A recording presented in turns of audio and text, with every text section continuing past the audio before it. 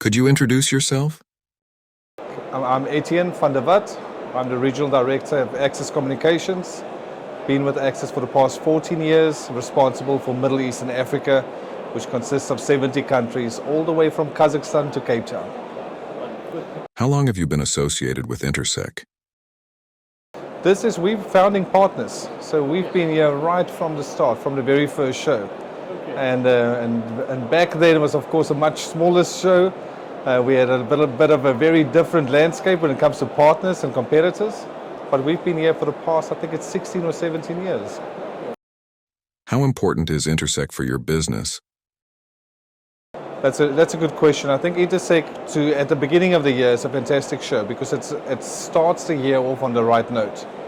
Very often, based on the show that you have, you can almost feel where the market is at as well. If there's high interest, if there's a lot of projects on the table, if there's a lot of government spend, for example, into certain industries, you get the indication, for example, of where the year would be and what the year would turn at. But from an access perspective, it is a show where we re-engage, where we see all of our partners, we see all of our technology partners. It's a show where we can position, so latest trends, technologies, new products.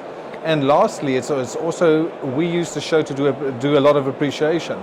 At the end of, or the second night of the show, we do a partner awards ceremony, and this is where we give a little back to our partners for their contribution throughout the year as well. So it's a really important part of our plan. What are you showcasing this year at the show? So this year is a fully integrated system. This is our main focus. You would see a lot of new technologies around radar and camera, so we call it fused technologies, where you're using a camera and a radar device, and you get it embedded into one platform. So that's a big push for us. Second part is Zone 2 devices. Zone 2 is in critical infrastructure, where you're in hazardous environments, but you don't need a class 1 or 3 or higher class device. So there's a subclass just before, focusing on oil and gas industry. We're doing a lot in audio, access control, and AI as well. What are the key challenges that your customers face, and how do you address them? Yeah, I think the challenges for us today is that we see there's a big transition between pure safety and then operational efficiency. So if you look at about 5 or 6 years ago, most of your deployed projects would be around safety. But today, when customers come to Access, they want to know more than, or they want to do a little bit more than safety. They want to run businesses, they want to have operational efficiency, and they want intelligence from the edge. Meaning, if I have visual verification, can I see how many people are in a certain area? Can I see, for example, if I'm in a retail environment, can I see which products have the most interaction? And all of these things are today a little bit available on the edge with third-party analytics and our own to give customers better insights. I think a key challenge that we've seen this year as well is bandwidth remains a big challenge. Storage remains a big challenge. As we know in the Middle East, the mandate is to store for long periods of time. You have to store for 90 days. And you have to have some technologies that will give the system integrator and the end customer some favorability when it comes to how do I manage, how long do I store, when do I record, what is pre, post, and during. And I think that the technologies that we have, for example, like Zipstream, gives our system integrators and our end customers the capability to be really competitive when it comes to managing storage requirements in the Middle East. From a cybersecurity perspective, I think what we talk a lot about is that we secure from manufacturing. This means that we look at responsible sourcing. Because a camera consists of many components, and of course many of those components are Access owned or built, but there are things, for example, like lenses and third-party sensors. There might be parts in our CPU that we require additional assistance with. That security has to be vetted. It has to be stamped all the way from manufacturing to the system integrator. What you would see as an example from an Access perspective is we talk about long-term support.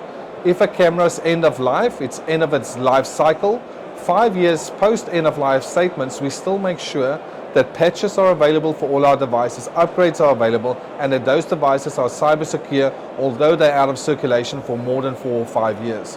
That's really important. We have hardening guides. Hardening guides meaning that we train and we educate our end customers on how to use Access devices in a more secure way.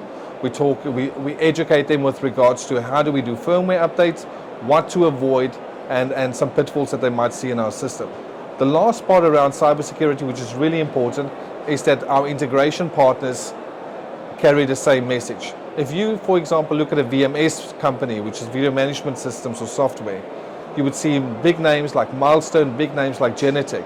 And what we talk about is we talk about security from integration. So as soon as there's a handshake between third party that is already pre-vetted and access, that we guarantee that that's a best of breed solution on cybersecurity as well. How do you ensure data protection? Yes, we talk GDPR as the Europeans use it. Of course, we are fully compliant. We're a European-based company. I think one or two things that we do a little bit differently is if you look at, let's say you're doing public monitoring, you can assign certain rights to certain users.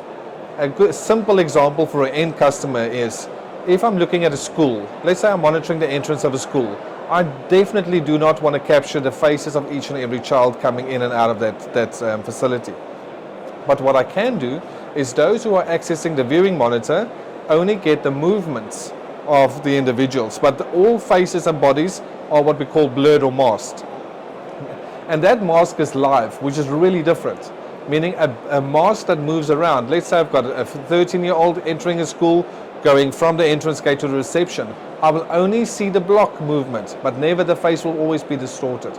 So we have these type of systems and advancements in our cameras today to ensure whoever can publicly access a live view from that gets another layer of protection, authentication, password protected to demask and really use it for the right purposes as well, as one example. Exactly, so there's a few standards that you have to comply to, and of course we do as a manufacturing as well, but in the video surveillance industry there's also some standards that you're required to. This means that we always say the intention of access is that we use that system integrators and end customers are using our devices for the right purposes.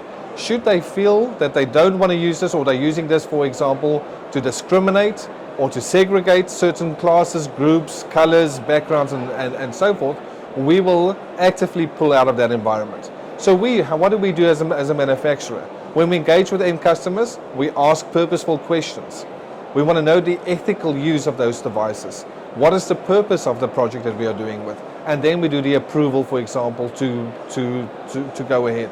That's the first part. The second part is, once your video management system is stored and accessible, there has to be on system layer, on accessibility layer, and of course on network layer, there has to be some cybersecurity protocols, for example, passwords and layers that you have to adhere to, and you have to self-manage as well to ensure that your system is secure.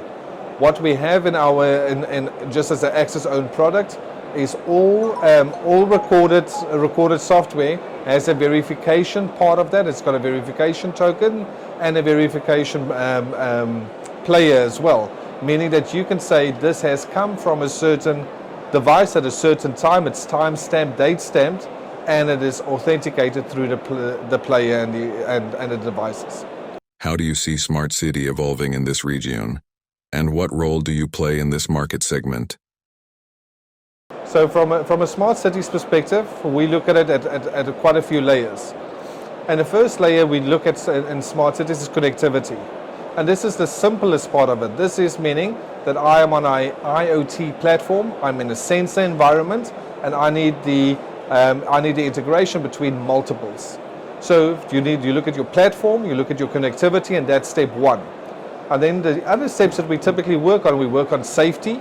So safety and security is where you would typically use CCTV devices or network video devices. The layer above safety is smart traffic solutions.